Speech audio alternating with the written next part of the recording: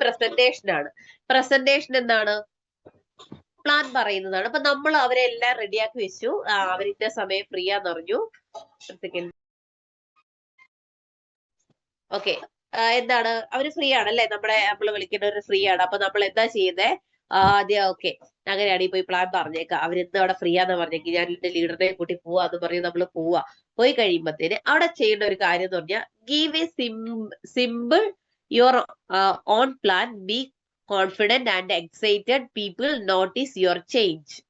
എന്ന് വെച്ചാൽ നിങ്ങൾ ഒരാളോട് പ്ലാൻ പറയാൻ പോകുന്ന സമയത്ത്, അല്ലെങ്കിൽ ആ വീട്ടിൽ ഇരിക്കുന്ന സമയം നിങ്ങളുടെ ഏറ്റവും ബെസ്റ്റ് ഫ്രണ്ട് ആയിരിക്കാം, ഏറ്റവും അടുത്ത കസിൻ ആയിരിക്കാം, ഓക്കെ, എന്തോ ആയിക്കൊള്ളട്ടെ, നിങ്ങള് വളരെ സിമ്പിൾ ആയിട്ട് എന്താ വെച്ചാൽ ആ പ്ലാൻ ബുക്കില്ലേ, നമ്മള് BOP പ്ലാൻ പറയുന്ന പോലെ ഇന്ന് പറയണ്ട. നമ്മള് വളരെ സിമ്പിൾ ആയിട്ടും അവർക്ക് മനസ്സിലാകുന്ന രീതിയിൽ കോൺഫിഡന്റോട് കൂടി, വളരെ കോൺഫിഡന്റോടുകൂടെ, എക്സൈറ്റഡ് ആയിട്ട്, വളരെ ഹാപ്പി ആയിട്ട് അല്ലെ, എക്സൈറ്റ്മെന്റ് ആയിട്ടിരിക്കുന്ന ആൾക്കാരുണ്ടല്ലേ, ഭയങ്കര സന്തോഷവരായിരിക്കും അല്ലെ. അവർക്ക് എന്താണ് ഇപ്പം എന്താണ് അവർക്ക് കിട്ടിയ ഒരു കാര്യത്തിൽ എക്സൈറ്റഡ് ആയിട്ടിരിക്കുന്നു പറയുന്ന പോലെ, അല്ലെങ്കിൽ കിട്ടാൻ പോകുന്ന കാര്യത്തിൽ അവർ എക്സൈറ്റഡ് ആയിരിക്കുന്ന പോലെ, നമ്മളും വളരെ കോൺഫിഡന്റ് ആയിട്ടും എക്സൈറ്റഡ് ആയിട്ടും നമ്മൾ എന്ത് ചെയ്യണം? ആ ഒരു പ്ലാൻ അവരോട് പറയണം. അതുപോലെ സിമ്പിൾ ആയിട്ടും പറയുക. അതുപോലെ തന്നെ എന്താണ്, നിങ്ങളെ അവർ നോട്ടീസ് ചെയ്യും. ഇവർക്ക് എന്തൊക്കെയോ മാറ്റം വന്നിട്ടുണ്ടല്ലോ, ഇവര് ഫുള്ള് സംസാര രീതിയാണെങ്കിലും മാറ്റം വന്നിട്ടുണ്ടല്ലോ എന്ന് എന്താണ് ആ ലീഡേഴ്സ് അല്ലെങ്കിൽ നമ്മൾ പറയുന്ന ആൾക്കാർ നമ്മളെ ശ്രദ്ധിക്കുക. അപ്പൊ പ്രസന്റേഷൻ ചെയ്യുമ്പോൾ വളരെ സിമ്പിൾ ആയിട്ടും കോൺഫിഡന്റ് ആയിട്ടും എക്സൈറ്റഡ് ആയിട്ടും അതുപോലെ തന്നെ എന്താണ് വളരെ ഹാപ്പി ആയിട്ട് നിങ്ങൾ പ്ലാൻ പറയണം. അപ്പൊ ഇവര് നമ്മളെ ശ്രദ്ധിക്കുന്നുണ്ട് എന്നുള്ള കാര്യം നിങ്ങൾ ഓർത്തോളുക. ഇനി അടുത്തതായിട്ട് നമ്മൾ പ്ലാൻ പറഞ്ഞു പോയി. പ്ലാൻ പറഞ്ഞു പോയി കഴിഞ്ഞ് നമുക്ക് എന്താണ് വേണ്ടത്? പ്ലാൻ പറഞ്ഞു കഴിഞ്ഞ് പ്ലാൻ ഈ ഒരു ഇത്രയും പേരില് നിങ്ങൾക്ക് പ്ലാൻ കേട്ട ഉടനെ നിങ്ങൾ സെയിൽ വെച്ച ആരെങ്കിലും ഇവിടെ ഉണ്ടോ? നിങ്ങൾ പ്ലാൻ എനിക്ക് കേട്ടു, നിങ്ങളുടെ പ്ലാൻ എനിക്ക് ഇഷ്ടപ്പെട്ടു, അതുകൊണ്ട് ഞാൻ നിങ്ങളുടെ കമ്പനിയിൽ ജോയിൻ ചെയ്യുക, ഇന്ന് എത്ര പൈസ വെച്ചോ എന്ന് പറഞ്ഞിട്ട്, അല്ലെങ്കിൽ ഇന്ന പ്രോഡക്റ്റ് ഏതൊക്കെയാന്ന് പറഞ്ഞാൽ ആരെങ്കിലും ഈ ഇരിക്കുന്നവരിൽ നമ്മൾ ആരും പോലും അങ്ങനെ ജോയിൻ ആയിട്ടുണ്ടാവില്ല അല്ലെ? അങ്ങനെ ആരും ജോയിൻ ആവത്തില്ല. അപ്പൊ അതിനെന്താ വേണ്ടത്? നമ്മൾ പ്ലാൻ പറഞ്ഞു കഴിഞ്ഞാൽ അവരെ ഫോളോ അപ്പ് ചെയ്യണം. എങ്ങനെയാണ് ഫോളോ അപ്പ് ചെയ്യേണ്ടത്? ഫോളോ അപ്പ് ചെയ്യേണ്ടത് എങ്ങനെയാ? നേരിട്ട് പോയി ഫോളോ അപ്പ് ചെയ്യുക, അല്ലെങ്കിൽ എന്താണ് വിളിച്ച് ഫോളോ അപ്പ് ചെയ്യുക. അപ്പൊ നമ്മൾ ആദ്യം നമ്മൾ must follow up in 24 hours, 24 മണിക്കൂറിനുള്ളിൽ നിങ്ങൾ അവരെ ഫോളോ അപ്പ് ചെയ്തിരിക്കണം. കാരണം 24 മണിക്കൂറിനുള്ളിൽ അവർ വീട്ടിൽ പറയും, ചിലപ്പം നാട്ടിൽ പറയും, ഫ്രണ്ട്സിനോട് പറയും, അറിയാൻ പറ്റുന്നവരോടൊക്കെ ചിലപ്പോൾ പറഞ്ഞു തന്നിരിക്കും. അപ്പം ആനിമം സ്ക്രീന് വരയ്ക്കല്ലേ.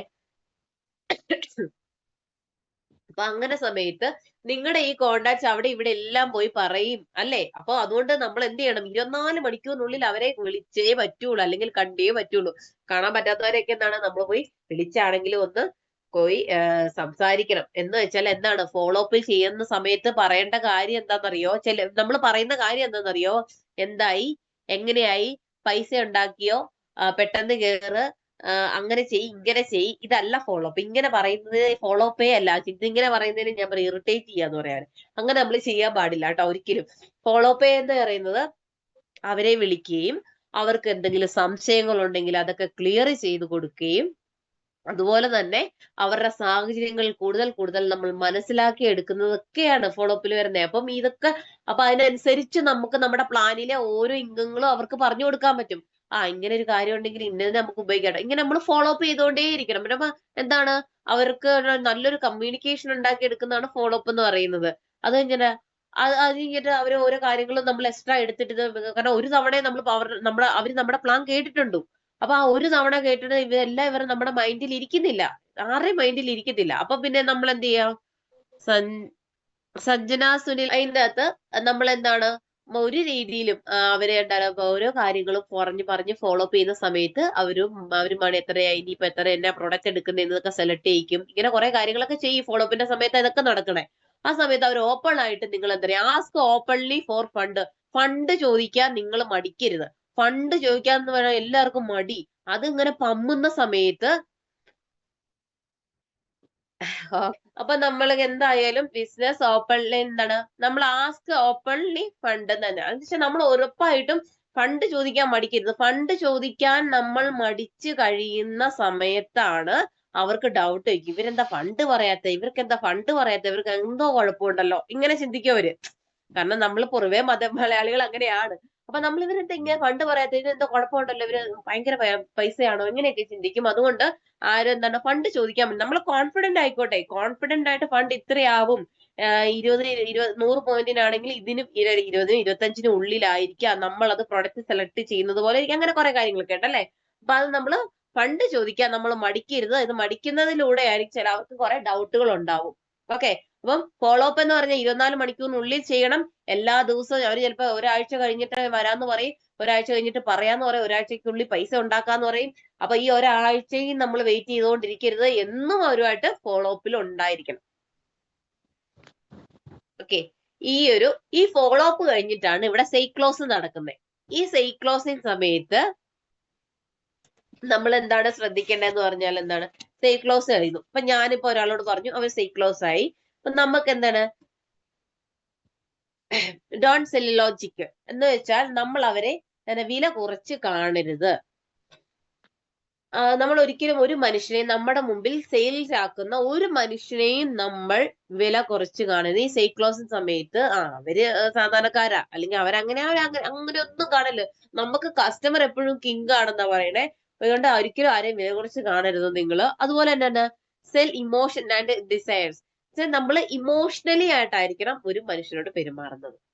ഒരു ഇമോഷണൽ ശരിക്കും ഒരു ഇമോഷണൽ ആണ്, ശരിക്കും ഇമോഷനാണ് അവിടെ സെല്ല് ചെയ്യേണ്ടതെന്ന് പറയണേ.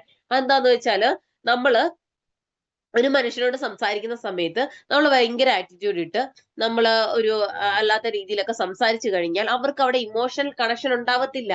ഒരു ഇമോഷണൽ കണക്ഷൻ ഉണ്ടാവാതെ ഡയറക്റ്റ് സെല്ലിംഗ് നമുക്ക് സെയിൽ നടത്താൻ പാടാണ്.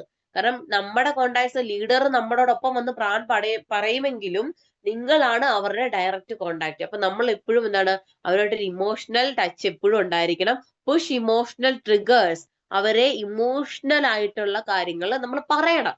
അവർ ഇമോഷണൽ ആകുന്നത് നമുക്ക് വീടിന്റെ കാര്യമായിരിക്കാം, വിദ്യാഭ്യാസത്തിന്റെ കാര്യമായിരിക്കാം, അതുപോലെ തന്നെ നമുക്ക് മറ്റുള്ള മക്കളുടെ വിവാഹമായിരിക്കാം, കടങ്ങൾ ഉണ്ടായിരിക്കാം, വീടില്ലായിരിക്കാം, വാഹനങ്ങളില്ലായിരിക്കാം, അങ്ങനെ പല പ്രശ്നങ്ങളും ഉള്ള മനുഷ്യനുണ്ട്.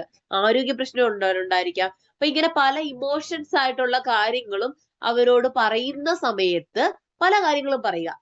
ഇങ്ങനെ ഒത്തിരി നമുക്ക് ഇങ്ങനെ കാര്യങ്ങൾ സാഹചര്യങ്ങൾ വരാറില്ലേ, ഇങ്ങനെയൊക്കെ ഉണ്ടാറില്ലേ, ഇങ്ങനെയൊക്കെ നമുക്ക് വീടിലായിരിക്കും, നമുക്ക് ഒരു വീടൊക്കെ വേണ്ടേ, അങ്ങനെ കാര്യങ്ങൾ ചോദിക്കാം. വിദ്യാഭ്യാസത്തിന്റെ കാര്യം, മക്കളെ കെട്ടിക്കുന്ന കാര്യങ്ങളൊക്കെ, ഓരോ കാര്യങ്ങളും പയ്യെ പയ്യെ എടുത്തിട്ട് കഴിയുന്ന സമയത്ത് find out where it is hurts.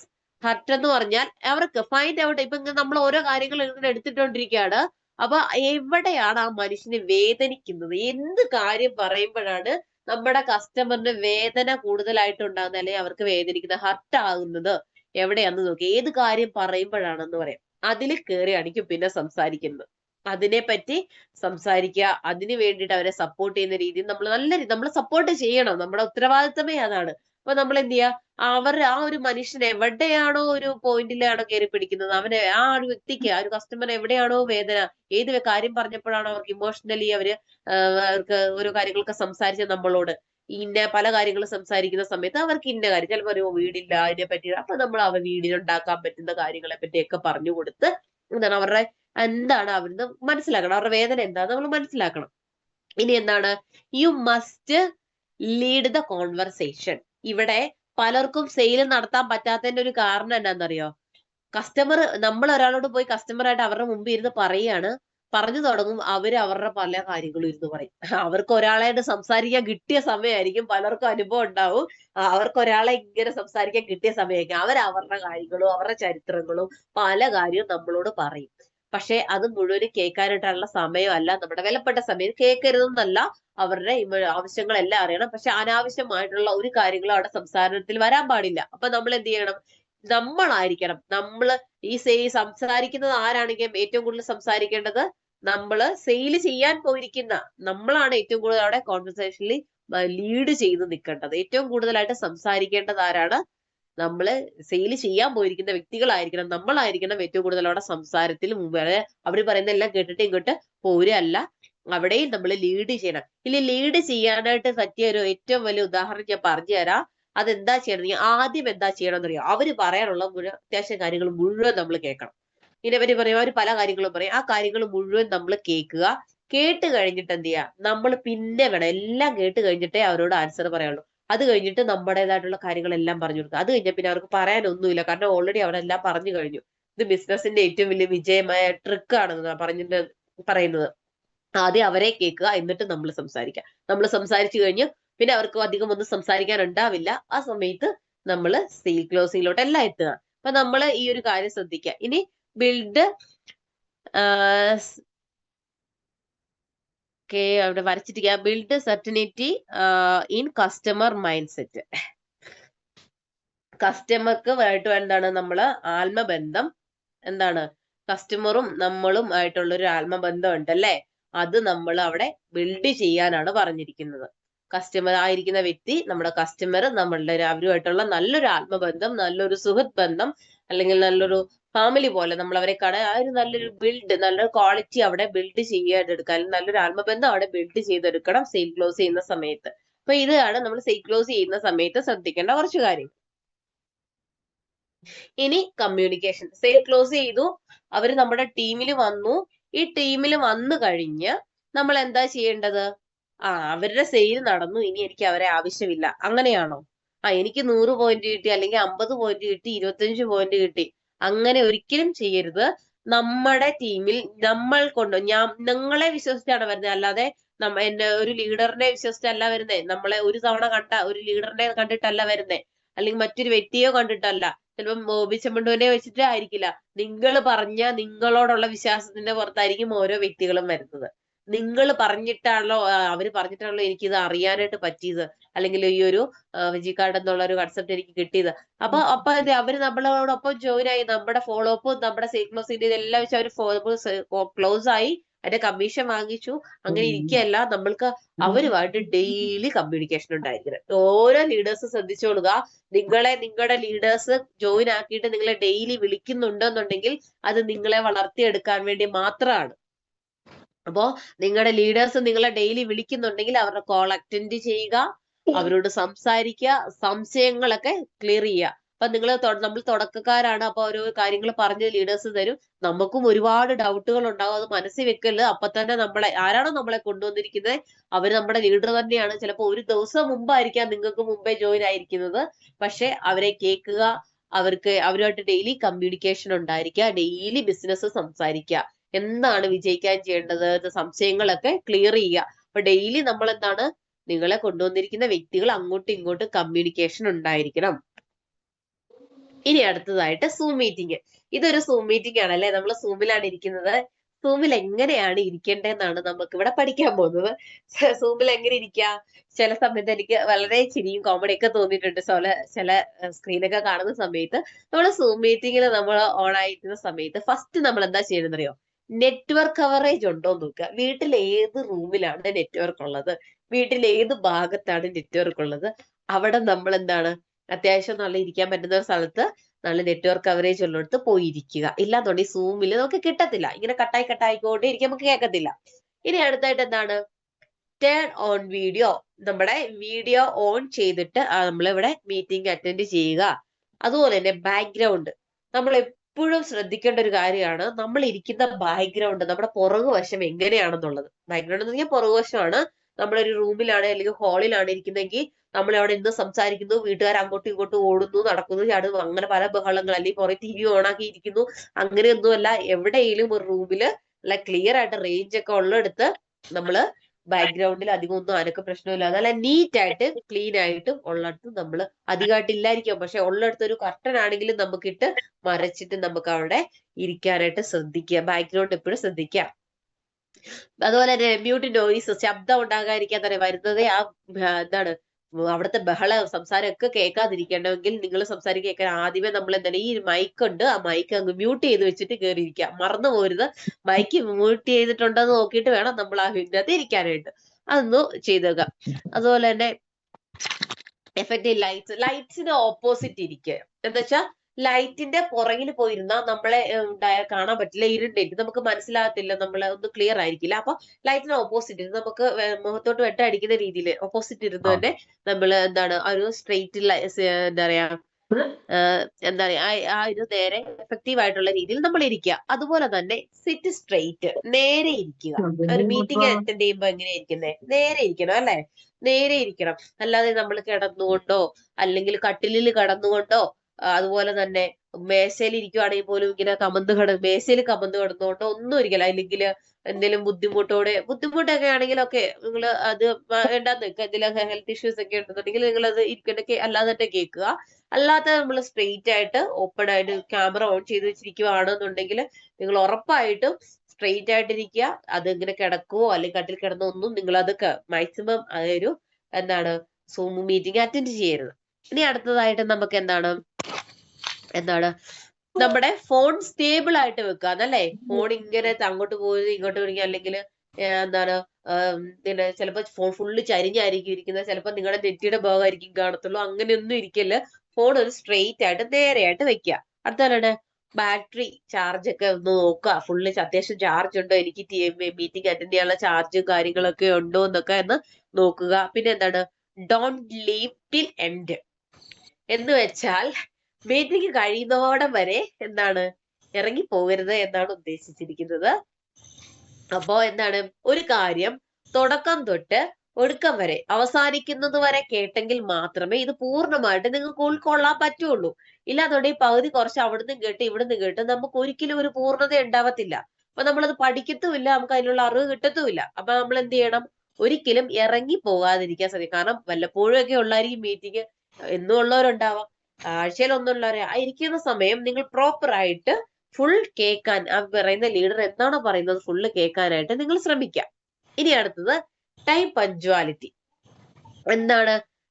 സമയത്തിന്റെ ഒരു കൃത്യനിഷ്ഠത വേണം അല്ലെ? നമ്മൾ എന്താണ് ഒരു ഇൻവിറ്റേഷൻ എടുത്തു, നമ്മൾ ഇൻവിറ്റേഷൻ എന്താണ്? അപ്പോയിന്റ്മെന്റ് അല്ലെ? നമ്മൾ ഒരാളോട് പ്ലാൻ പറയാൻ പോകുന്നു, അപ്പോയിന്റ്മെന്റ് ഇന്ന സമയത്ത് അവരെത്താൻ പറഞ്ഞാൽ അല്ലെങ്കിൽ എത്തൂ എന്ന് പറഞ്ഞാൽ ആ സമയത്ത് തന്നെ എത്തിയിരിക്കണം അവിടെ.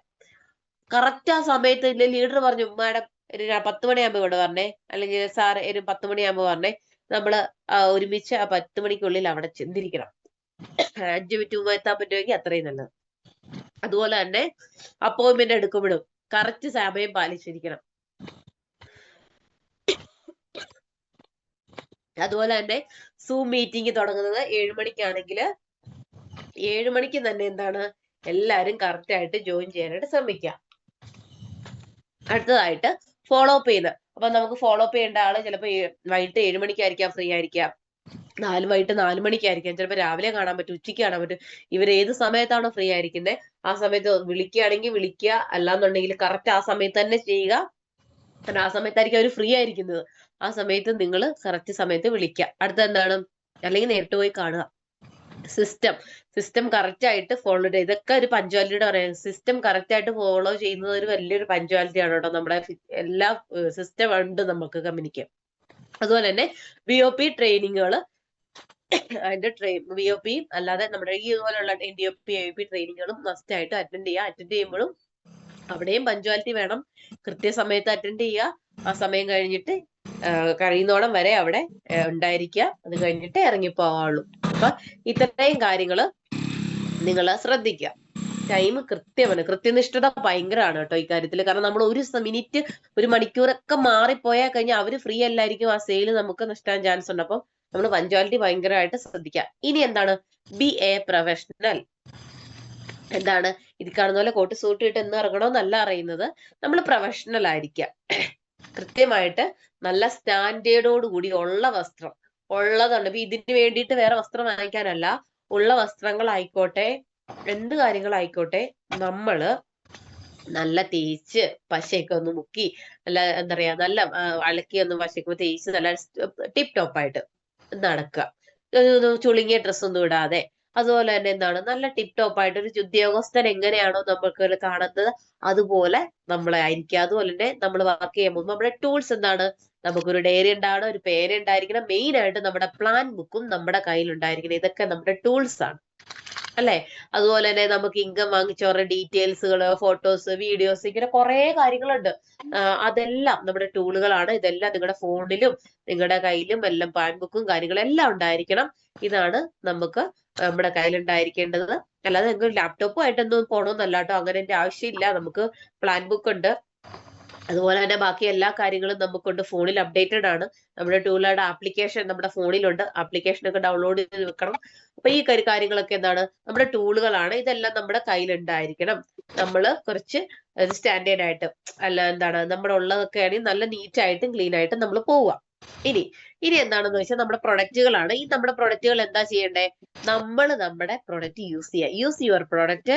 നിങ്ങൾക്ക് കിട്ടിയിരിക്കുന്ന പ്രൊഡക്റ്റുകൾ നിങ്ങൾ ഉപയോഗിക്കുക. Love your products. നിങ്ങൾക്ക് അത് ഇഷ്ടപ്പെടുന്നതിനെ മാത്രം ഇഷ്ടപ്പെടുക, നിർബന്ധിച്ചൊന്നും ഇഷ്ടപ്പെടുക അല്ല. ആ പ്രൊഡക്റ്റുകളെ നിങ്ങൾ ഇഷ്ടപ്പെടുക. അതുപോലെ എന്താണ് റെക്കമെൻഡ് യുവർ പ്രൊഡക്ട്സ്. നിങ്ങൾ ഉപയോഗിച്ച പ്രൊഡക്ട്സ് മറ്റുള്ളവർക്ക് റെക്കമെൻഡ് ചെയ്യുക. ഓക്കെ, നമുക്ക് ഇന്നൊരു പ്രോഡക്റ്റ് ഉണ്ട്, ഇന്ന പേസ്റ്റ് നല്ലതാണ്, അല്ലെങ്കിൽ സോപ്പ് നല്ലതാണ്, അല്ലെങ്കിൽ ക്ലീനിങ് പ്രോഡക്റ്റുകൾ, ബ്യൂട്ടി പ്രോഡക്റ്റുകൾ ആയിക്കോട്ടെ, ടീഷർട്ടുകൾ ആയിക്കോട്ടെ, അതുപോലെ ഇനി ബെഡ്ഷീറ്റ്, കുറെ കാര്യങ്ങളുണ്ട്. എല്ലാം ഉൾക്കൊള്ളിക്കാൻ അതിനകത്ത് സ്പേസ് ഇല്ലാത്തതുകൊണ്ട് നമ്മൾ അത് ഉൾക്കൊള്ളിച്ചില്ല. ബാക്കി എല്ലാ പ്രൊഡക്റ്റുകളും നിങ്ങൾ പല പ്രൊഡക്റ്റുകളും എടുത്തിട്ടുണ്ട്. ഇതൊക്കെ നിങ്ങൾ ഉപയോഗിക്കണം. നിങ്ങൾ പല വീഡിയോസും കണ്ടിട്ടുണ്ടായി, എനിക്ക് അങ്ങനെ കുറെ പ്രൊഡക്റ്റ് കിട്ടി, എനിക്ക് അതിന്റെ ചെയ്യേണ്ടതെന്ന് അറിയത്തില്ല, കുറെ പ്രൊഡക്റ്റ് തന്നു, അങ്ങനെയായി ഇങ്ങനെയായി എന്നൊക്കെ കേട്ടിട്ടുണ്ടാവും. അതെന്താന്ന് വെച്ചാല് അങ്ങനെ കേൾക്കാൻ കാരണം എന്ന് വെച്ചാൽ ഇവർക്ക് ഇത് ഉപയോഗിക്കണമെന്ന് പറഞ്ഞു കൊടുക്കണം. ഇപ്പൊ നമ്മള് ഒരു പ്രൊഡക്റ്റ് കണ്ടാൽ നമുക്കറിയാമല്ലോ, അത് ഉപയോഗിക്കുക. നിങ്ങളത് മാറ്റി വെക്കാതെ അത് ഉപയോഗിക്കുക. ഉപയോഗിച്ച് കഴിഞ്ഞ് അതിനെ അത് ഇഷ്ടപ്പെട്ടിട്ട് ആ ഇഷ്ടപ്പെട്ട പ്രൊഡക്റ്റുകൾ എന്ത് ചെയ്യുക, നമ്മുടെ കൂടെയുള്ള നമ്മുടെ ഫ്രണ്ട്സിനൊക്കെ റെക്കമെൻഡ് ചെയ്ത് കൊടുക്കുക. ഇനി ഇത് ചെയ്തു, നമ്മുടെ കാര്യങ്ങളൊക്കെ ചെയ്തു വന്നു. ഇനി നമുക്ക് ഡ്യൂപ്ലിക്കേഷൻ, നമ്മൾ വർക്ക് ചെയ്യുകയാണല്ലേ, നമുക്ക് സെയിൽ വന്നു, സെയിൽ ക്ലോസ് ഒക്കെ ചെയ്തു, നമുക്ക് ടീമിനെ നമ്മൾ ഉണ്ടാക്കിക്കൊണ്ടിരിക്കുകയാണ്. ആ സമയത്ത് ഡ്യൂപ്ലിക്കേഷൻ എന്ന് പറയുന്ന കാര്യം നടന്നില്ല എന്നുണ്ടെങ്കിൽ നമുക്ക് ടീം ഉണ്ടാവില്ല. ഡ്യൂപ്ലിക്കേഷൻ ഇല്ല എന്നുണ്ടെങ്കിൽ നമുക്ക് ടീം ഉണ്ടാവില്ല. അത് നിങ്ങൾ മറന്നു പോകരുത്. നമുക്ക് തന്നെ ഒരിക്കലും എങ്ങും എത്താൻ പറ്റത്തില്ല. ഒരിക്കലും തന്നെ ചെയ്യുന്ന ഒരു ജോലി അല്ല, അല്ലെങ്കിൽ ഒരു ബിസിനസ് അല്ല ഇത്. അതുകൊണ്ട് നമുക്ക് ഡ്യൂപ്ലിക്കേഷൻ വളരെ കൃത്യമായിട്ട് നമ്മുടെ ടീമുകളിൽ നടന്നിരിക്കണം. അതെന്താ വെച്ചാൽ follow your leaders, must follow the system, must attend every BOP and training. നിങ്ങൾ ഡ്യൂപ്ലിക്കേഷൻ എങ്ങനെയാ നടക്കുന്നതെന്ന് വെച്ചാല് നിങ്ങൾ നിങ്ങളുടെ ലീഡറിനെ ഫോളോ ചെയ്യുക, പിന്തുടരുക. ഫോളോ എന്ന് പറഞ്ഞാൽ പിന്തുടരുക. അവർ ചെയ്ത കാര്യങ്ങൾ എന്താണോ, അവർ പറയുന്ന കാര്യങ്ങൾ എന്താണോ, ആ കാര്യങ്ങൾ എന്താണ് നമ്മൾ പുറകെ നടന്ന് പിന്തുടർന്നുകൊണ്ടേയിരിക്കുക. അത് തന്നെ നമ്മൾ കോപ്പി അടിച്ച് നമ്മൾ അതുപോലെ ചെയ്യുക. ഓക്കെ, അതുപോലെ തന്നെയാണ് മസ്റ്റ് ഫോളോ ദ സിസ്റ്റം. ഒരു സിസ്റ്റം നമുക്കുണ്ട്. നമ്മുടെ നമ്മുടെ എന്താണ് BOP-ലൊക്കെ കാണും, പ്ലാൻ പ്രസന്റേഷൻ ബുക്കിലൊക്കെ ഉണ്ട്. നമ്മുടെ സിസ്റ്റത്തെ പറ്റി ഉണ്ട് അല്ലെ, വിജികളുടെ സിസ്റ്റം എന്താണ് പ്ലാൻ ബുക്കിലുണ്ട്. ആ സിസ്റ്റം നമ്മൾ അങ്ങ് ഫോളോ ചെയ്തോളുക. ആ സിസ്റ്റം ഇപ്പൊ ഓൾറെഡി ഞാൻ കവറപ്പ് ചെയ്ത് കഴിഞ്ഞു, ലിസ്റ്റ് മേക്കിംഗ് കാര്യങ്ങളെല്ലാം വരുന്നത്. അപ്പം ആ ഒരു സിസ്റ്റം നമ്മൾ അങ്ങ് ഫോളോ ചെയ്തോളുക. അതുപോലെ തന്നെ must attend every BOP and training. നമുക്ക് കിട്ടുന്ന BOP-കളും ട്രെയിനിങ്ങുകളും മസ്റ്റായിട്ട് നിങ്ങൾ അറ്റൻഡ് ചെയ്യുക. അത് ഒരിക്കലും നിങ്ങൾ എന്താണ് നഷ്ടപ്പെടുത്തരുത്. അത് നഷ്ടപ്പെടുത്താൻ ഏറ്റവും നിങ്ങൾക്ക് വിലപ്പെട്ട വാക്കുകളായിരിക്കും അവിടെ നഷ്ടപ്പെടുന്നത്. അല്ലെങ്കിൽ നിങ്ങൾക്ക് വേണ്ട, നിങ്ങളുടെ ടീമിനെ വളർത്താൻ വേണ്ടിയിട്ടുള്ള ഏറ്റവും വിലയേറിയ വാക്കുകളായിരിക്കും നിങ്ങൾ ചിലപ്പോൾ ആ ഒരു മീറ്റിംഗിൽ നഷ്ടപ്പെടുത്തുന്നതോടെ നമ്മൾ നഷ്ടപ്പെടുത്തുന്നത്. ഓക്കെ, അപ്പൊ കറക്റ്റ് ആയിട്ടുള്ള ഡ്യൂപ്ലിക്കേഷൻ നടക്കണമെങ്കിൽ ഈ ഒരു കാര്യങ്ങളൊക്കെ നിങ്ങൾ ശ്രദ്ധിക്കാം. ഇനി be positive, be excited, your energy radiate to your team. എന്ന് വെച്ചാൽ എപ്പോഴും നമ്മൾ പോസിറ്റീവ് ആയിട്ടിരിക്കുക, എന്ന് വെച്ചാൽ ഹാപ്പി ആയിട്ടിരിക്കുക, സന്തോഷമായിട്ടിരിക്കുക. അതുപോലെ തന്നെ അപ്പൊ ഹാപ്പി ആണെങ്കിൽ സന്തോഷമായിട്ടിരിക്കാനായിട്ട് സാഹചര്യങ്ങൾ അതുപോലെ ഒക്കണമെന്ന് പറയുന്നവരുണ്ടാവും മനസ്സിലെങ്കിലും അതിന് സാഹചര്യം കൊണ്ട് നമ്മൾ എന്താണ് ആക്കാൻ വേണ്ടിയിട്ടാണെന്നല്ലേ നമ്മൾ ഈ ഒരു ഫിജിക്കാളിൽ എത്തിയിരിക്കുന്നത്. പോസിറ്റീവ് ആയിട്ടിരിക്കുക. നമുക്ക് സാഹചര്യങ്ങൾ സാഹചര്യങ്ങൾ വന്നിട്ടല്ല നമുക്ക് പോസിറ്റീവായിട്ട് അല്ലെങ്കിൽ എക്സൈറ്റഡ് ആയിട്ട് സന്തോഷമായിട്ട് ഇരിക്കാൻ പറ്റുന്നത്. നമ്മൾ സന്തോഷമായിട്ടിരുന്നെങ്കിൽ, പോസിറ്റീവായിട്ടിരുന്നെങ്കിൽ മാത്രമേ അത് നമ്മളെ ആകർഷിക്കത്തുള്ളൂ. ലോ ഓഫ് അട്രാക്ഷൻ തിയറി നിങ്ങൾക്കറിയാം. ലോ ഓഫ് അട്രാക്ഷനിൽ പറയുന്നത് എന്താണ്? നിങ്ങൾ എന്ത് വിചാരിക്കുന്നോ, നിങ്ങൾ എന്ത് പറയുന്നോ, നിങ്ങളുടെ ചിന്ത എന്താണോ അതാണ് നിങ്ങളിലേക്ക് ആകർഷിക്കപ്പെടുന്നത്, അതാണ് നിങ്ങൾക്ക് വരുന്നതെന്നാ. അപ്പൊ നിങ്ങൾ എന്താ കാര്യം നെഗറ്റീവ് ആലോചിച്ചുകൊണ്ടിരിക്കുന്നു, നെഗറ്റീവ് തന്നെ വർക്കിനെ പറ്റി പറയുന്നു, അവിടെ പോയിട്ട് അങ്ങനെയായി, ഇവിടെ ഇവരോട് പറഞ്ഞപ്പോ ഇങ്ങനെയായി, ഇങ്ങനെയൊക്കെ പറഞ്ഞുകൊണ്ട് ഇത് തന്നെ നിങ്ങളെ ആകർഷിച്ചുകൊണ്ടേയിരിക്കും. എങ്കിൽ ഒരു ലോഡ് എങ്കിൽ നെഗറ്റീവ് വന്നുകൊണ്ടേയിരിക്കും. അതുകൊണ്ട് ഒരിക്കലും നമുക്ക് ഇനി നടന്നില്ലെങ്കിൽ പോലും അതിനെ അങ്ങനെയല്ല നിങ്ങൾ പറയേണ്ടത്, അങ്ങനെയല്ല ചിന്തിക്കേണ്ടത്. ഇത് ഞാൻ നടത്തും, അല്ലെങ്കിൽ അതെനിക്ക് നടന്നു എന്ന് തന്നെ വിചാരിക്കുക. അപ്പം എന്തും പോസിറ്റീവായിട്ട് നടക്കാത്ത കാര്യങ്ങൾ നടന്നു എന്ന് തന്നെ വിശ്വസിച്ചെങ്കിൽ മാത്രമേ അത് നമുക്ക് എത്തത്തുള്ളൂ. അല്ലെങ്കിൽ ഇനി നടക്കാൻ പോകുന്ന കാര്യങ്ങളെ നടന്നു എന്ന് പറഞ്ഞ് വിശ്വസിക്കുക, എങ്കിലേ ഈ പോസിറ്റീവ് എനർജി നമ്മളിലോട്ട് വരത്തുള്ളൂ. ഈ പോസിറ്റീവ് ആയിട്ടുള്ള കാര്യങ്ങൾ നമ്മുടെ ലൈഫിലോട്ട് അട്രാക്റ്റ് ആകത്തുള്ളൂ, എന്ന് വെച്ചാൽ ആകർഷിക്കപ്പെടുത്തുള്ളൂ.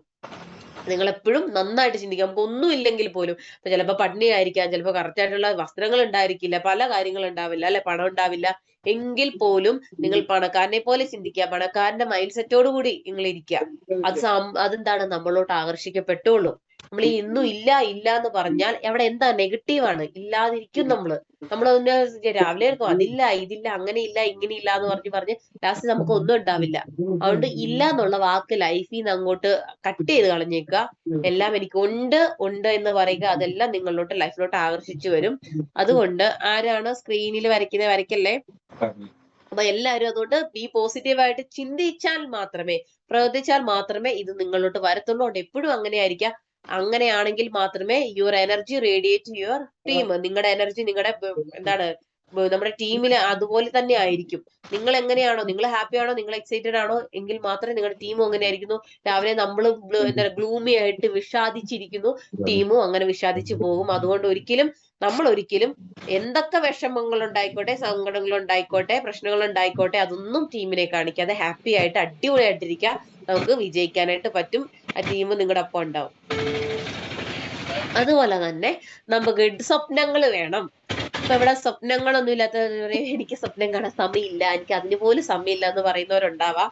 എങ്കിലും എന്നാലും നിങ്ങൾ കുറച്ച് സ്വപ്നം കാണുക എന്ന് ഞാൻ പറയുന്നുള്ളൂ. കാരണം സ്വപ്നം കണ്ടവൻ മാത്രമേ ഇന്ന് ലോകത്ത് ഓരോന്ന് അച്ചീവ് ചെയ്തിട്ടുള്ളൂ. അല്ലെങ്കിൽ ആ അച്ചീവ് ചെയ്യാൻ കാരണമായിരിക്കുന്ന അവരുടെ ഉറക്കത്തിൽ കാണുന്ന സ്വപ്നമല്ല, നിങ്ങളുടെ ഉറക്കം കെടുത്തുന്ന സ്വപ്നമായിരിക്കണമെന്ന് അബ്ദുൽ കലാം സാറ് നമ്മളെ പഠിപ്പിച്ചിട്ടുണ്ട് അല്ലെ. എന്താ അറിയിരിക്കുന്നേ, നിങ്ങളുടെ സ്വപ്നം എന്ന് പറയുന്നത് നിങ്ങളുടെ ഉറക്കം കെടുത്തുന്നതാണ്. അല്ലെങ്കിൽ കുറച്ചു പോതി കിടന്ന് ഉറങ്ങുന്നതല്ല സ്വപ്നം, ആ കാണുന്ന സ്വപ്നം അല്ല കേട്ടോ. ആ സ്വപ്നം അല്ല ഉദ്ദേശിച്ചത്. നമ്മൾക്ക് ഇരിക്കുമ്പോഴും കഴിക്കുമ്പോഴും കിടക്കുമ്പോഴും അല്ലെങ്കിൽ നടക്കുമ്പോഴും ഇരിക്കുമ്പോഴും എല്ലാം നമ്മുടെ ചിന്തയിൽ വരുന്നത് കുറച്ച് കാര്യങ്ങളുണ്ട്. അതിന്റെ ദിവാസ്വപ്നം കാണുന്നവരെന്നൊക്കെ പറയുന്നത് നമ്മളെ. അപ്പൊ നമ്മൾ ആ സ്വപ്നം അങ്ങ് കണ്ടുകൊള്ളുക.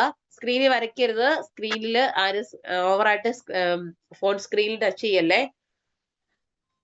ഇതിപ്പോ അമ്മിമ എന്താ ചെയ്യാ പോകുന്നത്? സ്വപ്നം കാണേണ്ട എങ്ങനെയാണ്? നമുക്ക് വണ്ടി, കാറ്, ഫാമിലി, നല്ലൊരു കുടുംബജീവിതം, അല്ലെങ്കിൽ മക്കളുടെ വിദ്യാഭ്യാസം, അവര് നന്നായിട്ട് പോകുന്നത്, അതുപോലെ തന്നെയാണ് പണം വരുന്നത്. ഇതൊക്കെ നമ്മുടെ ചിന്തയിൽ എപ്പോഴും ഉണ്ടായിരിക്കാം. അല്ലെങ്കിൽ വീട്, ഇങ്ങനെ കുറെ ഡ്രീംസ് ഉണ്ടായിരിക്കാം.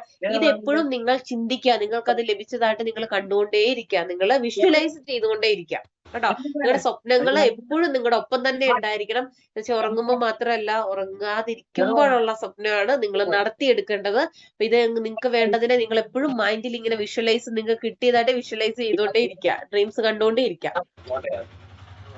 അതുപോലെ ഇനി വേറൊരു കാര്യമുണ്ട്.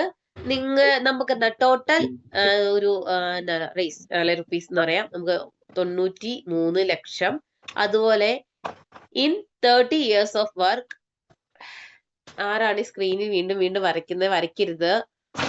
അപ്പൊ നമ്മുടെ 30 വർഷത്തെ നമ്മുടെ ജീവിതത്തിനുള്ളിൽ ഇടയ്ക്ക് നമുക്കൊരു 25,833 രൂപയാണ് നിങ്ങൾക്ക് സാലറി എന്നിരിക്കട്ടെ ഒരു മാസം. ഇതിന്റെ അകത്ത് ഇപ്പം ഒരു ലീഡറിന്റെ പേര് ഇപ്പൊ പറയാം, നമുക്ക് സന്ധ്യ മാഡം ഇപ്പൊ MC ചെയ്ത്, ഇപ്പൊ സന്ധ്യ മാഡത്തിന്റെ പേര് അറിയാം. അപ്പൊ സന്ധ്യ മാഡത്തിന് ഒരു മാസം 25,000 രൂപയുടെ ജോലി ഉണ്ടെന്ന് വിചാരിക്കാം. അപ്പൊ 25,000 രൂപയുടെ ജോലി മാം ചെയ്തുകൊണ്ടിരിക്കുകയാണ്. ഇങ്ങനെ ചെയ്തുകൊണ്ടിരിക്കുന്ന സമയത്ത് ഏകദേശം 30 വർഷത്തോളം മാം ഇപ്പൊ ജോലി ചെയ്തെന്ന് വിചാരിക്കാം. അപ്പൊ ഇങ്ങനെ നോക്കുമ്പോ 25,000 രൂപ, ഏകദേശം 25,000 രൂപ ഒന്നും അല്ലായിരിക്കും തുടക്കത്തിൽ കിട്ടുന്നത്, അത് വേറെ കാര്യം അല്ലെ. എങ്കിൽ പോലും നമുക്ക് അങ്ങനെ കൂട്ടാം. തുടക്കത്തിൽ ഉള്ള സാലറി 10ന്ന് ലാസ്റ്റ് എൻഡ് ചെയ്യുന്ന സമയത്ത് ഏകദേശം 25,000 രൂപ എന്ന് വിചാരിക്കാം. ഒരു 30 വർഷം സർവീസ്. ആ സമയത്ത് നമുക്ക് ടോട്ടൽ ഒരു 30 വർഷത്തെ ഇൻകം ആണ് അവിടെ കൊടുത്തിരിക്കുന്നത്. 93 ലക്ഷം രൂപ ഉണ്ടാവുള്ളൂ. നിങ്ങൾ കണക്ക് കൂട്ടിക്കോ, കാൽക്കുലേറ്റർ എടുത്ത്. ഇത് ഇപ്പൊ വേണ്ട, ഇത് കഴിഞ്ഞിട്ട് നിങ്ങൾ ഒരു 20,000 25,000 ഇൻറ്റു 30 വർഷം എന്ന് പറയുമ്പോൾ 360 മാസം.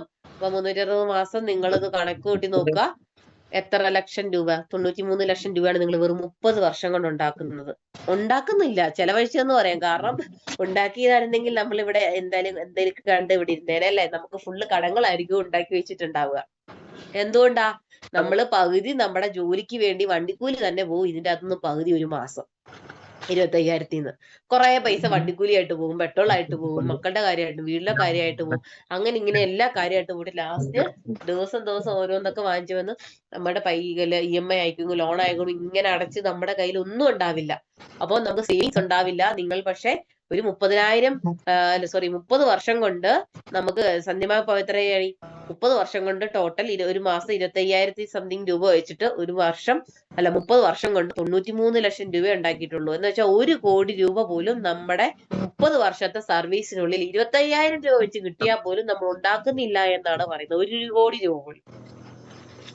അപ്പം നമ്മളിപ്പോ പറയുന്നവരുണ്ടായിരിക്കാം, ഓ ഞാൻ എന്റെ ഈ ലൈഫിന്റെ ഇടയിൽ ഞാൻ കോടികൾ എന്താ പറയാ എന്റെ കയ്യിൽ കിട്ടിയിട്ട് കൈമറിഞ്ഞു പോയതല്ലേ. ഒന്ന് ആലോചിച്ച് നോക്കിയേ, നിങ്ങൾ ആ സാലറി ഒക്കെ ഒന്ന് കൂട്ടി നോക്കിയേ, നിങ്ങൾ അധ്വാനിക്കുന്ന ഒരു മാസം ഉണ്ടാക്കുന്ന ഒരു ഇൻകം നിങ്ങളൊന്ന് കൂട്ടി നോക്കിക്കേ. നിങ്ങൾ എത്ര രൂപ ഇത്ര വർഷം, ഇപ്പൊ ഇത്ര വർഷം നിങ്ങള് എന്താണ് ഇതിന്റെ അകത്ത് വർക്ക് നോർമൽ എന്തെങ്കിലും ജോലി ചെയ്തിട്ടുണ്ടാവാം. ആ ജോലി ചെയ്തിരിക്കുന്ന വർഷത്തില് നിങ്ങൾ എത്ര രൂപ ഈ ഒരു ഇത്ര പ്രായത്തിനുള്ളിൽ ഉണ്ടാക്കിയിട്ടുണ്ട്, അതിൽ എത്ര രൂപ നിങ്ങൾക്ക് ഇപ്പൊ ബാങ്കിൽ ബാലൻസ് കിടപ്പുണ്ടോ എന്ന് നോക്കാം.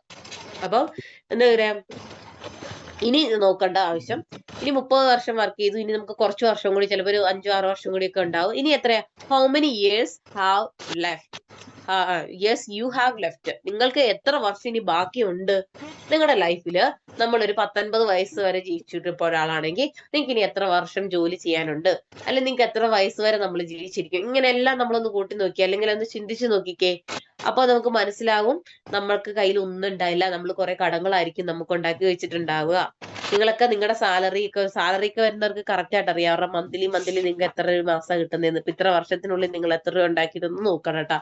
അപ്പം നിങ്ങൾക്ക് മനസ്സിലാവും എന്തിന് ഫിജി കാർഡ് ചെയ്യണം, എന്തുകൊണ്ട് Fiji card is the best option. ഇത്രയും നല്ലൊരു ഓപ്ഷൻ നിങ്ങൾക്ക് വേറെ ഇല്ല എന്ന് നിങ്ങൾക്ക് മനസ്സിലാവുന്നത് ആ ഒരു കാര്യത്തിൽ നിങ്ങളൊക്കെ ഒന്ന് ചെക്ക് ചെയ്താൽ നിങ്ങൾക്ക് മനസ്സിലാവും. അപ്പോ ഇത്രയും കാര്യം ഇതൊന്ന് മനസ്സിലായെന്ന് വിചാരിക്കുന്നു. നമ്മളെത്രയാ 30 വർഷം നമ്മൾ ജോലി ചെയ്തു, ഏകദേശം 25,000 രൂപ മാസം നമുക്ക് സാലറി ഉണ്ടെന്ന് വിചാരിക്കുക. എങ്കിൽ പോലും ആ 30 വർഷത്തിൽ 25,000 രൂപ വെച്ച് കിട്ടിയിട്ട് പോലും 93 ലക്ഷം രൂപയെ നമ്മുടെ കയ്യിൽ ഉണ്ടാക്കുന്നുള്ളൂ. അതിൽ പകുതിയും ഫുള്ളും ചെലവായിരിക്കും, നമുക്ക് സേവിങ്സ് ഉണ്ടാവില്ല. അപ്പം ഈ ഒരു കാര്യം ഇനി എത്ര നാള് നമുക്ക് ബാക്കിയുണ്ടെന്നുള്ള കാര്യവും നമ്മൾ ചിന്തിച്ചു നോക്കാം. ഇനി നമുക്ക് പറയാൻ പറ്റും, ഇങ്ങനെ ചിന്തിച്ചു നോക്കിയിട്ട് നിങ്ങൾ എല്ലാരും ഏകദേശം നിങ്ങൾക്ക് മനക്കണക്ക് കൂട്ടാൻ പെട്ടെന്ന് അറിയാവുന്നവരൊക്കെ ഉണ്ടായിരിക്കും, നിങ്ങൾ ചിന്തിച്ചു നോക്കിയിട്ടുണ്ടാവാം. ഇനി നമ്മൾ വരുന്നത് പവർ ഓഫ് ഡ്യൂപ്ലിക്കേഷൻ. ഡ്യൂപ്ലിക്കേഷൻ മുമ്പേ ഞാനൊരു ഒരു കുറച്ചു നേരം മുമ്പാണ് ഞാൻ പറഞ്ഞത്. എന്താണ് ഡ്യൂപ്ലിക്കേഷൻ? നമ്മൾ പറയുന്നത്, നമ്മളിപ്പോ ലീഡേഴ്സ് നമ്മളെ പഠിപ്പിക്കുന്നത് നമ്മുടെ ടീമിലും അതുപോലെ തന്നെ അവരെ കൊണ്ട് ചെയ്ത് പഠിപ്പിച്ച് വരുന്ന രീതിയാണ് ഡ്യൂപ്ലിക്കേഷൻ എന്ന് പറയുന്നത്. നമ്മൾ ചെയ്യുന്നത് എന്താണ്, നമ്മുടെ ലീഡേഴ്സ് നമ്മൾ കൊണ്ടുവന്ന ഓരോരുത്തരും അത് ചെയ്തു തന്ന സമയത്താണ് ഡ്യൂപ്ലിക്കേഷൻ അവിടെ നടക്കുന്നത്. അപ്പം ഈ ഡ്യൂപ്ലിക്കേഷന്റെ ഇതിനകത്തൊരു മൾട്ടി ഡ്യൂപ്ലിക്കേഷൻ ആണ്. നമുക്ക് ആ ഇൻകം എങ്ങനെ കിട്ടുന്നുള്ള കാര്യമാണ്. നമ്മുടെ ആ ഒരു ടീമിനെ നമ്മൾ ഡ്യൂപ്ലിക്കേറ്റ് ചെയ്ത് വരുന്ന കഴിയുന്ന സമയത്ത് നമുക്ക് എങ്ങനെ പൈസ ഉണ്ടാക്കാം. ആ ഒരു പവർ ഓഫ് ഇന്നാണ് ഈ ഡ്യൂപ്ലിക്കേഷന്റെ പവർ, ശക്തി നിങ്ങൾ അറിയാൻ പോകുന്നത്. ഡ്യൂപ്ലിക്കേഷൻ ചെയ്യണം അല്ലെങ്കിൽ എങ്ങനെയാണ്, എന്താണ് ഡ്യൂപ്ലിക്കേഷൻ നിങ്ങൾക്ക് അറിയാൻ പോകുന്നതാണ് ഈ ഒരു പേര് എന്ന് പറയുന്നത്. എങ്ങനെയാണ് നമുക്ക് ഡ്യൂപ്ലിക്കേഷൻ ചെയ്യാൻ പറ്റുന്നത്? ഫസ്റ്റ് നമ്മൾ ഐഡിയ അടിച്ചു, നമ്മുടെ ആദ്യത്തെ മാസം നമ്മൾ ഇന്ന് ഒക്ടോബർ മാസം വന്നവരുണ്ടായിരിക്കും അല്ലെ. നമ്മൾ ഈ ഒരു മാസം നിങ്ങൾ വന്നു ഈ ഫിജി കാർഡിൽ ജോയിൻ ആയെന്ന് വിചാരിക്കുക. ഫിജി കാർഡിൽ ജോയിൻ ആയ നിങ്ങൾ ഈ മാസം 2 സെയിൽ വെച്ചു. വെറും ഈ മാസം നിങ്ങൾ ഒരുപാട് സെയിൽ ഒന്നും വെക്കണില്ല, 2 സെയിൽ വെച്ചു. 100 പോയിന്റിന്റെ 2 സെയിൽ. അപ്പൊ എത്രയായി? 100 മാച്ചിങ് നമുക്ക് 100ആയി, ടോട്ടൽ 200. അപ്പൊ 100 പോയിന്റ് നമ്മൾ അവിടെ വെച്ചു. ആ 100 സെയിൽ വെച്ചു. 2 സെയിൽ ആൾക്കാർ അവിടെ വന്നു, അതിലെ സെയിൽ നടന്നു. അവിടെ നമുക്ക് ഒരു മാസം 2,000 രൂപ നമ്മൾ ഉണ്ടാക്കി. അപ്പൊ ആദ്യത്തെ വന്ന മാസം നമ്മൾ 2,000 രൂപയെ ഉണ്ടാക്കിയുള്ളൂ എന്ന് വിചാരിക്കാം. ഓക്കെ, ഇനി നമ്മൾ എന്താണ്, രണ്ടാമത്തെ മാസം നമ്മൾ നവംബർ അടുത്ത മാസമാണ്. അടുത്ത മാസം നമ്മൾ ആ 2 പേരിൽ നിന്ന്, ആ ടീം വഴി, ആ 2 പേര് തന്ന ആ ടീം വഴി നമ്മൾ എന്ത് ചെയ്യും, 4 സെയിലോട്ട് വന്നു അല്ലെ. ആ 2 പേർക്കും അവർക്ക് 2 വിങ് ഉണ്ട് അല്ലെ, ലെഫ്റ്റും റൈറ്റും 2 വിങ് ഉണ്ട്. അതിൽ നിന്ന് എന്താണ് 4 പേരെ നമ്മൾ ഡ്യൂപ്ലിക്കേറ്റ് ചെയ്ത് കൊണ്ടുവന്നു. അതെന്താണ് അടുത്ത മാസം. അപ്പൊ എന്തായി, 4,000 രൂപ നമുക്ക് കിട്ടി നവംബറിൽ. ഓക്കെ, കുഴപ്പമില്ല, പോയി. ഇനി നമ്മൾ മൂന്നാമത്തെ മാസമായിട്ട് ആ 4 പേരിൽ നിന്ന് വീണ്ടും ഒരു 4 സെയിൽ വന്നു. അപ്പൊ എത്രയായി, 8 സെയിൽ, നമുക്ക് 8 സെയിൽ. ആ 4 പേരിൽ നിന്ന് 2 വെച്ച് ഡ്യൂപ്ലിക്കേഷൻ വന്നപ്പോ 8 സെയിൽ വന്നു. അങ്ങനെ 8 സെയിൽ എന്താണ് നമുക്ക് ഡിസംബറിൽ നടന്നു. അടുത്ത മാസം നമുക്ക് നടന്നു, മൂന്നാമത്തെ മാസം നടന്നു. നമുക്ക് ആ മാസം നമുക്ക് 8,000 രൂപ ഉണ്ടാക്കാൻ പറ്റി. നമ്മൾ ഓർക്കണം, കറക്റ്റ് ആയിട്ട് ആ ഒരു ഡ്യൂപ്ലിക്കേഷൻ നടക്കുന്നതിലൂടെയാണ് ഇത് കിട്ടുന്നത്. പിന്നെ നാലാമത്തെ മാസം എത്തിയപ്പോ എന്തായി, ആ 8ൽ നിന്ന് ആ 2 വെച്ച് വന്ന് അവിടുന്ന് കറക്റ്റ് 2 എന്നുള്ള ഡ്യൂപ്ലിക്കേഷനിൽ പോയ സമയത്ത് 16 സെയിൽ വന്നു നമുക്ക്. ആ സമയം നമ്മുടെ ടീമിൽ നിന്നാണ് കേട്ടോ, നമ്മൾ തന്നെയല്ല, ആ ടീമിൽ നിന്നാണ് 16 സെയിൽ വന്നു. അന്ന് ആ മാസം നമ്മൾ എത്രയായി, 16,000 രൂപ ഉണ്ടാക്കി അല്ലേ? നമുക്ക് 16,000 രൂപ ഉണ്ടാക്കി. ഇനി നമ്മൾ നോക്കുവാണെങ്കിൽ 5ാമത്തെ മാസമായി. അവിടുന്ന് നമ്മൾ 16ൽ നിന്ന് 32 എന്നുള്ള ഡ്യൂപ്ലിക്കേഷനിലെത്തി. നമ്മൾ എന്തായി? ആ മാസത്തെ നമ്മുടെ ഇൻകം 32,000 രൂപ നമുക്ക് വാങ്ങി. എന്താണ്? 5ാമത്തെ മാസം നിങ്ങൾ 32ാമത്തെ ഇൻകത്തിലോട്ട് നിങ്ങൾ എത്തി എന്നുള്ളതാണ് കറക്റ്റ് ഡ്യൂപ്ലിക്കേഷനിലൂടെ പോയപ്പോ.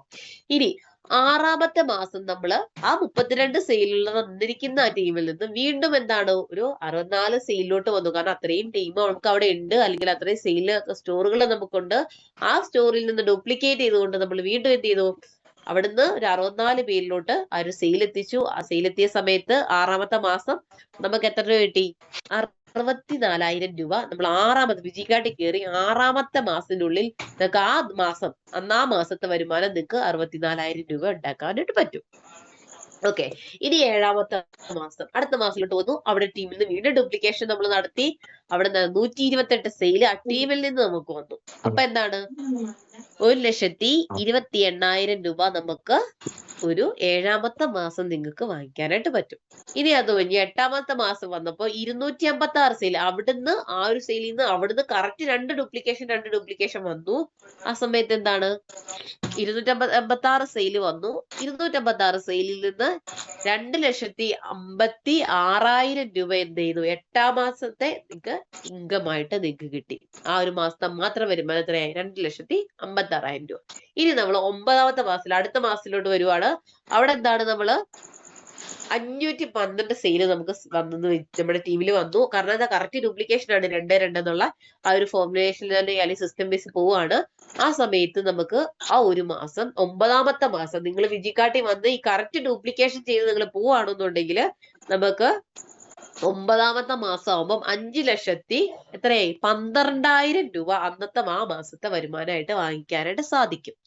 ഓക്കെ. ഇനി 10ഉം 11ഉം 12 റാങ്ക്, 12 മാസങ്ങള്.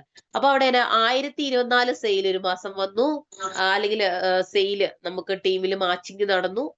ആ ഒരു സെയില് 512 നേരെ അത് കറക്റ്റ് 2 ഡ്യൂപ്ലിക്കേഷൻ വന്നപ്പോ അത് 1,024 സെയിലായി. ആ 1,024 സെയിലിൽ നിന്ന് നമുക്ക് ഒരു മാസം എന്തായി? 9 ലക്ഷം രൂപ കിട്ടി. എന്താണ്? ഡെയിലി സീലിംഗ് അല്ലെ? ഡെയിലി 30,000 രൂപ വാങ്ങിക്കുന്ന രീതിയിൽ നമുക്ക് എത്താനായിട്ട് വന്നു 10ാമത്തെ മാസത്തോട്ട്. ഇനി 11ാമത്തെ മാസം എത്തുമ്പോഴോ അതിന്റെ ഇരട്ടി 2,048 എന്നുള്ള സെയിലിലോട്ട് വന്നു. കറക്റ്റ് ഡ്യൂപ്ലിക്കേറ്റ് ചെയ്തത് 2 എന്നുള്ള രീതിയിൽ. ആ സമയത്ത് അവിടെയൊന്നും നമുക്ക് 9 ലക്ഷം രൂപ കിട്ടി. ഇനി 12ാമത്തെ മാസം 4,096 സെയിൽ നടന്നു. ആ സമയത്ത് എന്താണ്? അവിടെയും കറക്റ്റ് 2 ഡ്യൂപ്ലിക്കേഷൻ വന്നതുകൊണ്ട് തന്നെ നമുക്ക് എന്താണ്? ആ ഒരു മാസം കൊണ്ട് നമ്മൾ കവറപ്പ് ചെയ്തു. ആ മാസം നമുക്ക് 9 ലക്ഷം രൂപ കിട്ടി. സീലിംഗ് അച്ചീവ്മെന്റ് ആണ്. നമുക്ക് 9 ലക്ഷത്തിൽ കൂടാത്ത എന്താന്ന് ചോദിക്കുന്നവരുണ്ടാവാം ചിലപ്പോൾ ഇന്ന് ആദ്യമായിട്ടൊക്കെ കേൾക്കുന്നവര്. കാരണം നമുക്ക് ഒരു ദിവസം 30,000 രൂപ വരെയാണ് കമ്പനി തരുന്നത്. 1,500 മാച്ചിങ് മാത്രമാണ് ഒരു ദിവസം നടത്താൻ പറ്റുള്ളൂ. ഒരു ദിവസം 1,500 പോയിന്റ് മാത്രം മാച്ചിങ്. അപ്പൊ 1,500 പോയിന്റ് മാച്ചിങ് നമുക്ക് വരുന്ന സമയത്ത് ഒരു ദിവസം 30,000 രൂപയാണ് കമ്മീഷൻ കിട്ടുന്നത്. ആ 30,000 × 30 30 ദിവസം നോക്കുന്ന സമയത്ത് നമുക്ക് എത്രയാണ്? ഒരു മാസം അല്ലെ 30 ദിവസം നമുക്ക് 30,000 രൂപ വെച്ച് കിട്ടുമ്പോൾ ഒരു മാസം ഏകദേശം 9 ലക്ഷം രൂപ വരെ നമുക്ക് സീലിംഗ് നമുക്ക് വരുമാനം നമുക്ക് ഉണ്ടാക്കാൻ സാധിക്കും. അപ്പൊ ഡെയിലി എത്ര? 1,500 വരെ സെയിൽ നടത്താൻ പറ്റും, മാച്ചിങ് നടത്താൻ പറ്റുള്ളൂ. ഡെയിലി 30,000 വരെ നമുക്ക് തരുള്ളൂ. അപ്പൊ മാസം നമുക്ക് 9 ലക്ഷം രൂപ വരെയും നമുക്ക് ഉണ്ടാക്കാം. കറക്റ്റ് ഡ്യൂപ്ലിക്കേഷനിൽ 2 എന്നുള്ള കറക്റ്റ് ഡ്യൂപ്ലിക്കേഷനിൽ നിങ്ങൾ പോയി കഴിഞ്ഞാല് ലീഡേഴ്സിനോടൊപ്പം അവരെ ഫോളോ ചെയ്ത് അവർ പറയുന്നതനുസരിച്ച് ആ രീതിയിൽ കൃത്യമായിട്ട് നമ്മൾ പോയി കഴിഞ്ഞാൽ നമുക്ക് ഒറ്റ വർഷം 12 മാസം കൊണ്ട് നിങ്ങൾക്ക് NSTM ആവാം. എന്ന് വെച്ചാൽ 13 റാങ്കുകളും അതുപോലെ ഏകദേശം 4-4.5 കോടി രൂപയും വരുന്ന ഫുൾ ടോട്ടലിംഗ് ഏകദേശം എന്താണ്? നമുക്ക് 12 മാസങ്ങളുടെ അല്ലെ നമുക്ക് അങ്ങ് പോകാം. നമുക്ക് ഒരു ഒറ്റ വർഷം കൊണ്ട് നമുക്ക് എന്താണ്? ഈ ഒരു റാങ്കുകളൊക്കെ ചെയ്യാം. ഇനി ഇങ്ങനെ വരുന്ന സമയത്ത് നമുക്ക് സമയമില്ല, ഞാനൊരു ജോലിയോടൊപ്പമാണ് ചെയ്യുന്നത്, അല്ലാന്നുണ്ടെങ്കിൽ എന്താണ്? പല പല പല ഇത് എന്താ പറയാ എന്തൊക്കെ ഹെൽത്ത് ഇഷ്യൂസ് ഉള്ളവരായിരിക്കാം. പല ഇഷ്യൂസ് നമുക്കുണ്ടാകാം, പല പ്രശ്നങ്ങൾ ഉണ്ടാവാം. ഇങ്ങനെ വരുന്ന സമയത്ത് എനിക്ക് ഡെയിലി അല്ലെങ്കിൽ കറക്റ്റ് ആയിട്ട് എല്ലാ മാസവും ചെയ്യാൻ പറ്റണമെന്നില്ല. അങ്ങനെ എല്ലാ മാസവും കറക്റ്റ് ആയിട്ട് നമുക്ക് ചെയ്യാൻ പറ്റുന്നില്ല എന്നുണ്ടെങ്കിൽ നമ്മൾ എന്താ ചെയ്യേണ്ടത്? നമ്മൾ വിചാരിക്കുക നമ്മൾ ഏറ്റവും ലീസ്റ്റ് പോസിബിലിറ്റി, ഏറ്റവും കുറഞ്ഞ പോസിബിലിറ്റീസ് ആണ് പറയുന്നത്. ഏറ്റവും കുറഞ്ഞതായിട്ട് നിങ്ങൾക്ക് ഇതിന്റെ അകത്ത് ഇങ്ങനെ ഇൻകം ഉണ്ടാക്കാം. ഏറ്റവും കുറഞ്ഞ എങ്ങനെ ഉണ്ടാകാം എന്ന് നോക്കുവാണെങ്കിൽ നമ്മൾ 3 മാസം, നമ്മൾ ഇന്ന് ജോയിൻ ആയി നമ്മൾ ഡിസംബറിനുള്ളിലാണ് ഒരു 2 സെയിൽ കൊണ്ടുവരുന്നത്. 3 മാസം കൂടിയപ്പോഴാണ് ആകെ 2 സെയിൽ വന്നതെന്ന് വിചാരിക്കാം. അപ്പൊ ഇതിനകത്ത് അതാണ് കാണിച്ചിരിക്കുന്നത്. അപ്പൊ 3 എന്താണ്, നമുക്ക് 2 സെയിൽ വന്നു. അപ്പൊ ഈ 2 സെയിൽ വന്ന സമയത്ത് നമുക്ക് 2000 രൂപ കിട്ടി. 3 മാസം കൂടിയിട്ടാണ്, ഏറ്റവും കുറഞ്ഞ പോസിബിലിറ്റീസ് ആണ് ഇവിടെ കാണിക്കുന്നത്. അപ്പൊ നമുക്ക് എന്താണ് 2000 രൂപ വന്നു. ഇനി നമുക്ക് എന്താണ് 6 മാസം, അടുത്ത 3 മാസം കഴിഞ്ഞാൽ വീണ്ടും ഒരു 4 സെയിലെങ്കിലും വരുന്നത്. വീണ്ടും ഒരു 6 മാസം കഴിഞ്ഞിട്ടാണ് ടോട്ടൽ ഒരു 4 സെയിലോട്ട് വന്നു. അവിടുന്ന് കറക്റ്റ് 2 ഡ്യൂപ്ലിക്കേഷൻ 4 സെയിൽ വന്നല്ലേ. അപ്പൊ നമുക്ക് എന്താണ് 6ാമത്തെ മാസം നമ്മൾ 4000 രൂപ ഉണ്ടാക്കി. 9ാമത്തെ മാസം വീണ്ടും ഒരു 3 മാസം കഴിഞ്ഞിട്ടാണ് നമ്മൾ അടുത്തൊരു നല്ലൊരു സെയിലോട്ട്, 3 മാസം കൊണ്ട് 3 മാസത്തിനുള്ളിലാണ് ടോട്ടൽ അത് ഉണ്ടാക്കുന്നത്. 3 മാസം എടുത്തിട്ടാണ് നമ്മൾ ഈ ഒരു കവർ ചെയ്യുന്നത് വിചാരിക്കുക. അപ്പൊ 9ാമത്തെ മാസം നമ്മൾക്ക് 8 സെയിൽ വന്നു. അപ്പൊ നമുക്ക് 8000 രൂപ 9ാമത്തെ മാസം കിട്ടുന്നു. പിന്നെ 12 മാസം കൂടുമ്പോ നമ്മളൊരു 16 സെയിലോട്ട് വീണ്ടും വന്നു. അപ്പൊ നമ്മൾ എത്രയായി 16,000 രൂപ നമ്മൾ ഉണ്ടാക്കി. അടുത്ത പ്രാവശ്യം എന്താണ് 15, വീണ്ടും ഒരു 3 മാസത്തിനുള്ളിലാണ് 32 സെയിൽ വന്നതെന്ന് വിചാരിക്കാം. 16ൽ നിന്ന് ഡ്യൂപ്ലിക്കേറ്റ് ചെയ്ത് 3 മാസം, അതൊരു 3 മാസം എടുത്തിട്ടാന്ന് വിചാരിക്കാം. 32 സെയിൽ വന്നു. അന്ന് നമുക്ക് എന്താണ് 32,000 രൂപ ആ മാസം നമുക്ക് ലഭിക്കും. വീണ്ടും 17 കുറഞ്ഞ പോസിബിലിറ്റീസ് ആണ്. മറ്റേത് എല്ലാ മാസവും ആണ് പറഞ്ഞത്. ഇത് 3 മാസം കൂടുമ്പോഴാണ് നിങ്ങൾക്ക് ഈ സെയിൽ നടക്കുന്നതെങ്കിൽ അതിന്റെ പോസിബിലിറ്റീസ് ആണ് പറയുന്നത്. അപ്പൊ ഒരു 18ാമത്തെ മാസത്തിലോട്ട് എത്തി. 18ാമത്തെ മാസത്തിലെത്തിയ സമയത്ത് നമുക്ക് 64 സെയിൽ നടന്നു. അന്ന് നമുക്ക് 64,000 രൂപ ആ മാസം നമ്മൾ ഏൺ ചെയ്തു. പിന്നെ 21 മാസമായി 128 സെയില് 1,28,000 ആയി. അപ്പൊ 24ാമത്തെ മാസം എന്ന് വെച്ചാൽ 2 വർഷം എടുത്തു. അപ്പൊ 256 സെയില് നമുക്ക് വന്നു. ആ ഒരു മാസം നമുക്ക് 2,56,000 രൂപ. ഇനി 27 മാസം എടുത്തു. വീണ്ടും ഒരു 3 മാസം എടുത്തിട്ടാണ് അടുത്തൊരു 512 സെയിലിലോട്ട് വരുന്നത് ആ ടീമിൽ നിന്ന്. ആ സമയത്ത് നമുക്ക് ആ ഒരു മാസം 5,12,000 രൂപ നമുക്ക് ഏൺ ചെയ്യാൻ പറ്റി. ഇനി നമ്മൾ നോക്കുകയാണെങ്കിൽ 30 മാസം എടുത്തിട്ടാണ് നമ്മള് 1024 സെയിൽ എന്നുള്ള നമ്മുടെ അവിടെ നിന്നുള്ള കറക്റ്റ് ഡ്യൂപ്ലിക്കേഷൻ നടന്നതെന്ന് വിചാരിക്കുക. ആ നടക്കുന്ന സമയത്ത് 9 ലക്ഷം രൂപ ആ മാസം ലഭിക്കും. 33 വീണ്ടും ഒരു 3 മാസത്തിനുള്ളിലാണ് 2048 സെയിൽ നമ്മൾക്ക് അതിന്റെ ഇരട്ടി അല്ലെങ്കിൽ ആ കറക്റ്റ് ഡ്യൂപ്ലിക്കേഷൻ നടന്നതെന്ന് വിചാരിക്കുക. ആ സമയത്ത് നമുക്ക് 9 ലക്ഷം രൂപ വീണ്ടും ആ ഒരു മാസം നമുക്ക് ഉണ്ടാക്കാൻ പറ്റി.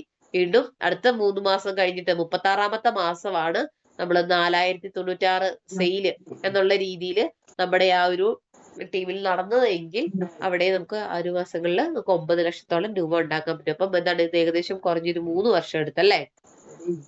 ഈ ഒരു 3 വർഷം കൊണ്ട് നമുക്ക് എന്താണ് ഏറ്റവും കുറഞ്ഞ് നമുക്ക് നമ്മൾ പയ്യെ വർക്ക് ചെയ്തെങ്കിൽ പോലും ഞങ്ങൾ ഈ പറഞ്ഞ രീതിയിലാണ് 3 മാസം എന്നുള്ള രീതിയിലാണ് പയ്യെയാണ് നമ്മുടെ വർക്ക് മുമ്പോട്ട് പോകുന്നതെങ്കിൽ പോലും നമുക്ക് എന്താണ് 3 വർഷം കൊണ്ട് നല്ല രീതിയിൽ എല്ലാ മാസം 9 ലക്ഷം രൂപ 3 വർഷം 3ാമത്തെ വർഷം കൊണ്ട് നമുക്ക് നല്ല രീതിയിൽ വാങ്ങിക്കാൻ പറ്റും എന്നാണ് ഇവിടെ നമുക്ക് പറയുന്നത്. Correct duplication നടക്കുകയാണെന്നുണ്ടെങ്കിൽ.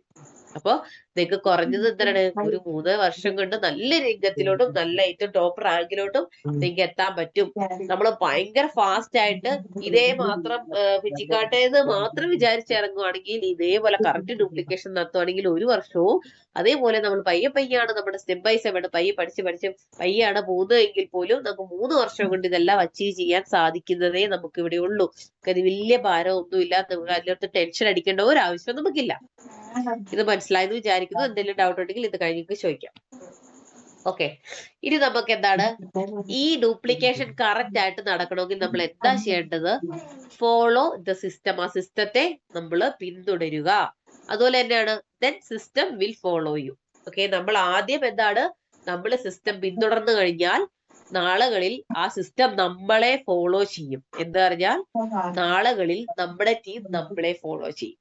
ഓക്കെ, അപ്പൊ നമ്മൾ ആദ്യം എന്ത് ചെയ്യണം? ഇന്ന് നമ്മൾ സിസ്റ്റം ഒന്ന് ഫോളോ ചെയ്യാൻ തയ്യാറാകുക. അവർ പറയുന്ന ലീഡേഴ്സിന്റെ പുറകെ അവർ പറയുന്ന ചെയ്യുന്ന രീതികൾ എന്തൊക്കെയാണോ, കമ്പനി എന്തൊക്കെയാണോ പറയുന്നത് അതിന്റെ ഒപ്പം അവരൊപ്പം പോവുക. അത് കഴിഞ്ഞ് എന്താണ് നമ്മള് ആ സിസ്റ്റം നാളെ നിങ്ങളെ ഫോളോ ചെയ്യുന്നതായിരിക്കും. അത് ഡെഫിനറ്റ്ലി അത് 100% ഷുവർ ആയിട്ടുള്ള ഒരു കാര്യമാണ്. ഇന്ന് നിങ്ങൾ ഇത് ചെയ്താൽ നാളെ ആ സിസ്റ്റം നിങ്ങളെ ഫോളോ ചെയ്തോളും. ഓക്കെ, ഇപ്പൊ നമ്മുടെ ആ ഒരു NDAP സെക്ഷൻ ഒക്കെ കഴിഞ്ഞു. ഇപ്പൊ നിങ്ങൾക്ക് അറിയാവുന്ന കുറച്ച് ലീഡർ ഇവിടെ ഉണ്ടോ എന്നൊക്കെ നോക്കുന്നവരുണ്ടാവും. നോക്കിക്കോളുക, അതുണ്ടോ നോക്കുക. ഓക്കെ, അപ്പൊ ഇവിടെ ഇപ്പൊ ഈ ഒരു അടുത്ത മാസത്തെ NDOP സെക്ഷനിൽ അടുത്ത SCM ലീഡേഴ്സിന്റെ ഫോട്ടോ ഇവിടെ ഉണ്ടായിരിക്കണം. ഇതിൽ കൂടുതൽ ആൾക്കാർ ഈ ഇരിക്കുന്ന ട്രെയിനിങ് കേൾക്കുന്നതിൽ നമ്മള് പലരും ഇവിടെ ഈ ഒരു സ്ക്രീനിൽ ഈ ഒരു എസ്റ്റീം അബോവ് ലീഡേഴ്സിൽ ഈ ഒരു ടീമിനെ നയിച്ചു കൊണ്ട് കൊടുക്കുന്ന ഓരോ ടീമിനെ നയിച്ചു കൊടുക്കുന്ന ലീഡേഴ്സ് ആണ് ഇവിടെ ഉണ്ട്. അപ്പൊ ഇനി നിങ്ങൾ ഓരോരുത്തരും അടുത്ത മാസങ്ങളിൽ നിങ്ങൾ ഇവിടെ ഞാൻ ഉണ്ടാവും എന്ന് തീരുമാനിച്ചിട്ട് വേണം ഈ ഇന്റർവ്യൂ സെക്ഷനിൽ പോകാൻ. STM എന്ന് പറയുന്ന 4ാമത്തെ റാങ്ക് ആണ് കേട്ടോ.